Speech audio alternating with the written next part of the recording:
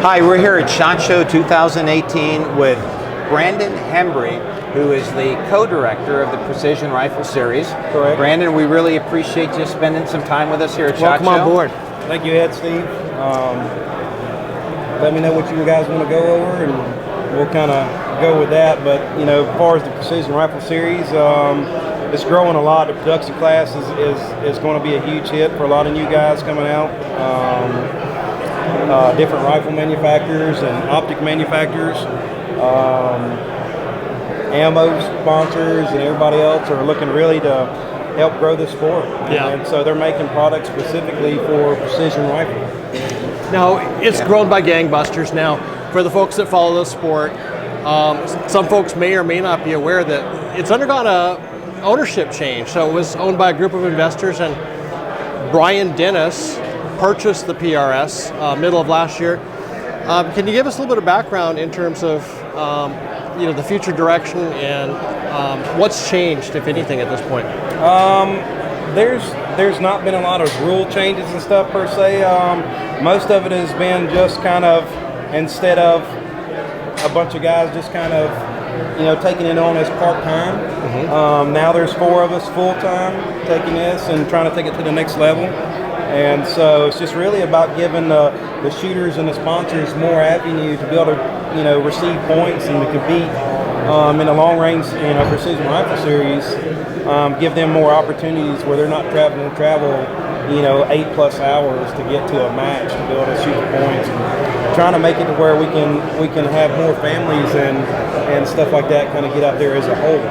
Well, I mean, speaking of opportunities, that's a nice way to pivot into your match schedule. So let's talk about the quantity of matches. Also, you've got the gas gun series, which are a separate set of matches. So, So share a bit about that. All right, so the bolt rifle series, we have 43 on the books. It's probably up about 32% from last year. And that was one of the things we really wanted to get more out there for more people to have access to, and kind of continue in our transition from ownership is to build a growth. And a lot of that will continue on, and so hopefully the next couple of years we still can grow 25-30% each year, and it keep hitting different areas and regions where we're kind of a little bit short on, but that's the direction we're kind of headed, is trying to get to where it'll be covered nationwide without any gaps in it.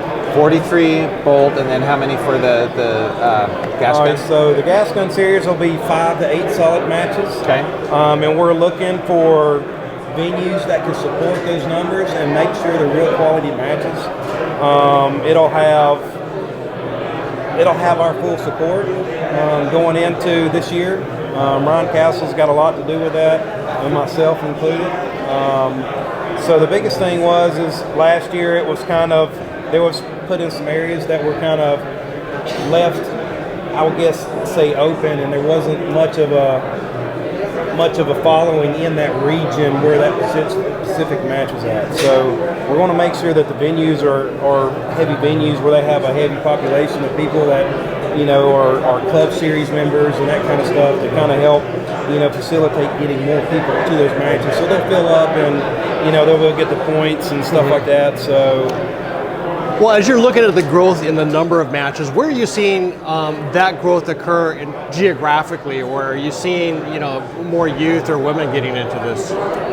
Seeing both. I mean, really, we're seeing a lot more women and husband teams come out and get into this and stuff, and so now we're starting to see youth show up into 2-day matches and stuff like that. So it's been a big growing sport as far as overall, but the production class has really taken up. But kind of the whole thing was to make it to where people didn't have to travel the 8 hours, because you're talking about travel time, vacation time, fuel, travel. Right. It costs a lot. Yeah. All right. So then you have a single guy per se goes to a match, and it's kind of an expensive weekend for them to get away. And so trying to make it to where a family can come out and kind of consider it like a vacation type deal, so the whole family's participating and it's something they want to be able to enjoy. So, are there additional things you're doing at the matches to make it more amenable to family members who may not necessarily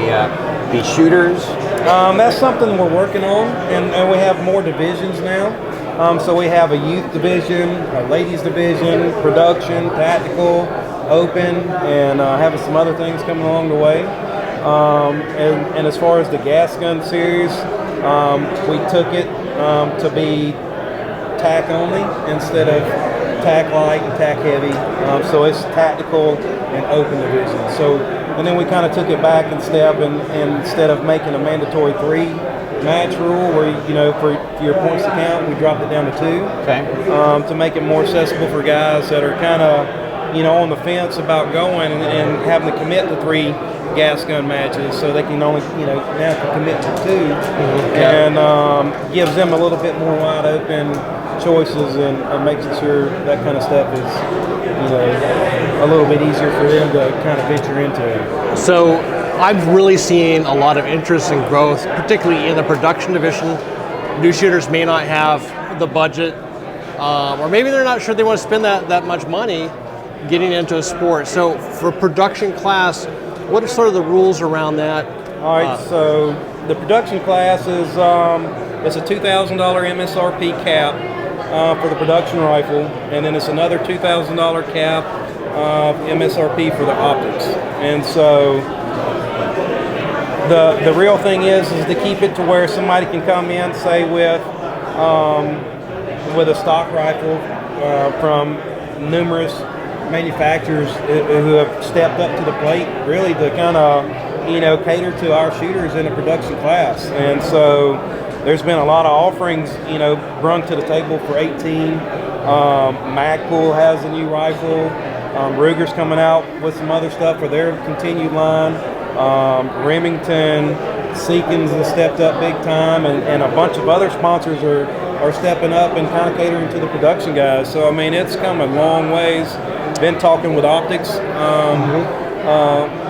vendors and stuff like that, and they're catering towards to the production class, to making sure they have good solid glass and turrets, so they can be competitive on the production level. So I mean, it's really come a long ways in the 5 or 6 years of existence of the Precision Rifle Series. Yeah, I mean, to your credit, I mean, we spoke with a lot of vendors today, and many of them were very explicit that, hey, this is a great production class optic or rifle. So just congratulations on just getting the vendors. And it's helped engendering the growth of the sport, where people feel like it's accessible, that they don't have to spend $5-8 grand on a rifle and optic to get into it.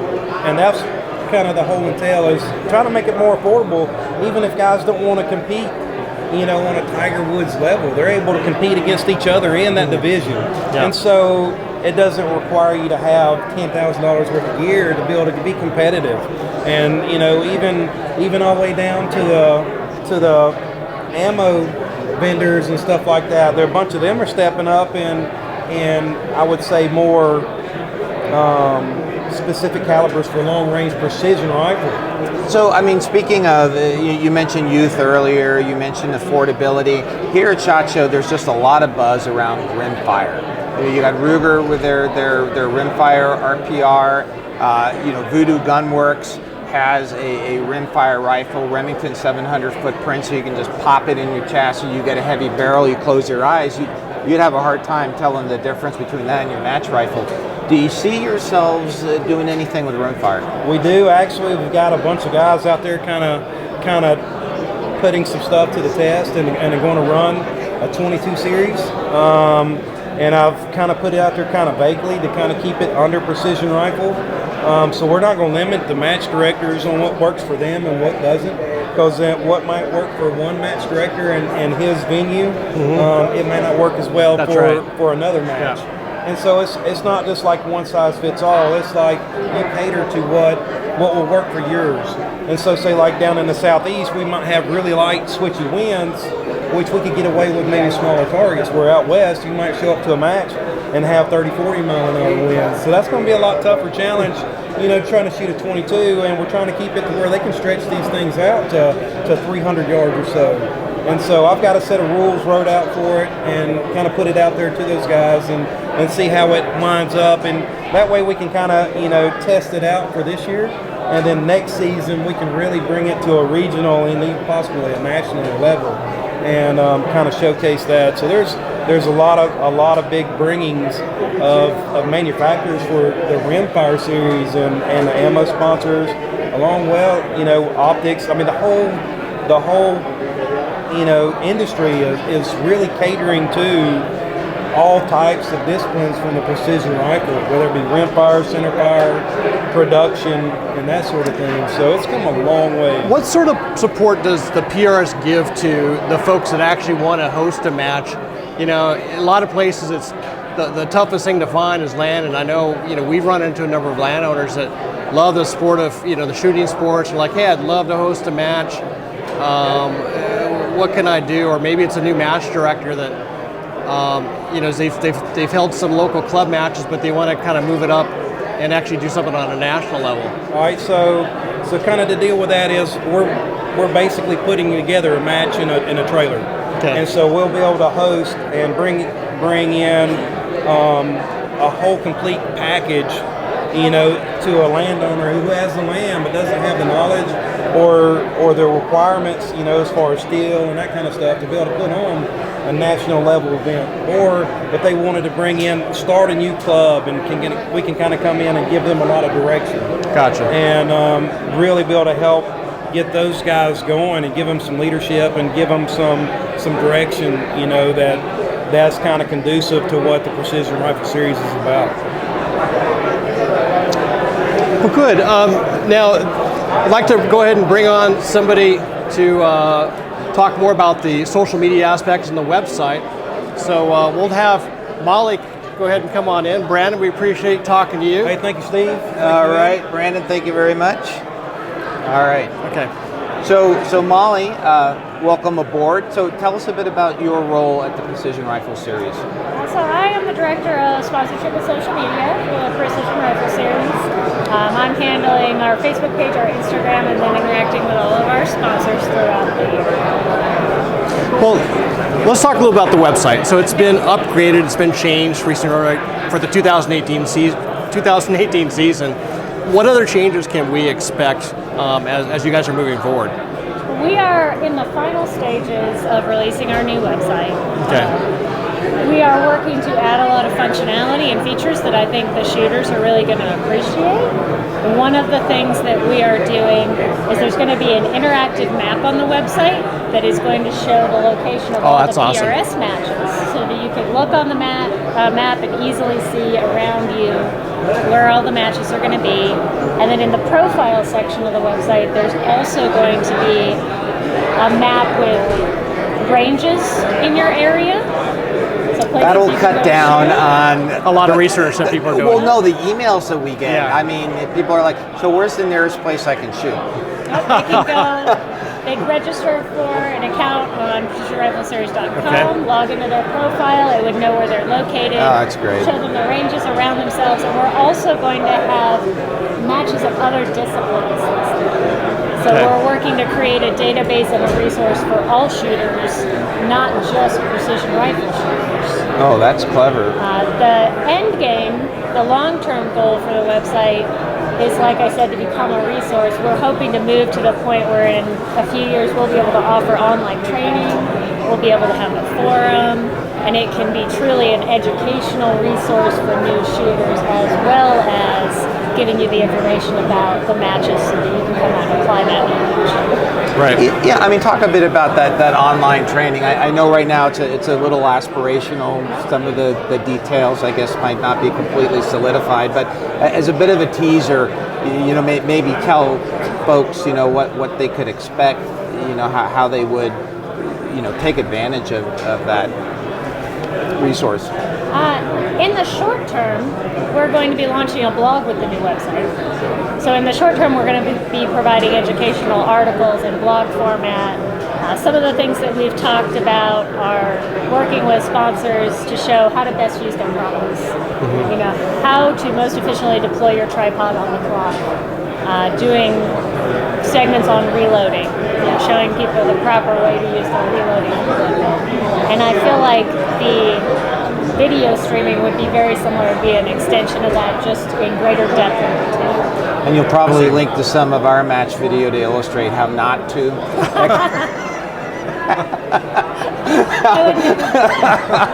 Well, no, believe me, it'll be a very content-rich resource for you. So in working with sponsors, as you call them, are you helping match directors, the folks that actually organize the matches, in forming those relationships with the sponsors, with respect to prizes and things like that?